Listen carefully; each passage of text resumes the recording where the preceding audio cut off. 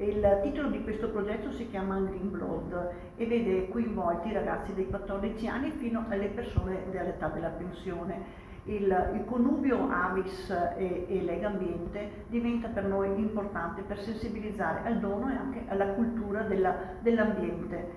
Oltre 500 studenti tra i 14 e i 17 anni saranno i protagonisti del progetto di cittadinanza attivo promosso da due realtà che fanno della cura, della salute e dell'attenzione per il prossimo una missione, Avis e Legambiente. L'alleanza tra Avis Veneto e Legambiente Veneto forse può sembrare inedita, sicuramente inedita, può sembrare inusuale, in realtà rispecchia chiaramente quello che è la necessità di oggi, cioè la cura dell'ambiente in cui viviamo insieme alla cura dell'individuo o della persona.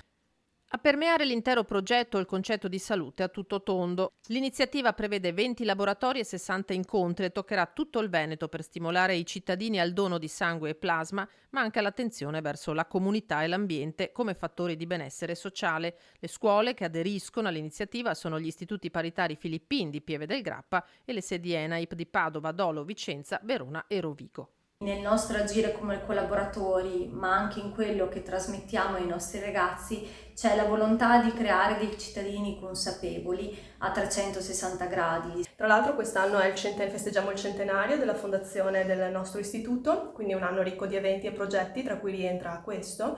E il tema di pastorale di quest'anno è il nostro cuore nelle periferie, quindi il senso della donazione, no? Del guardare verso l'altro e verso l'ambiente, direi che calza a pennello.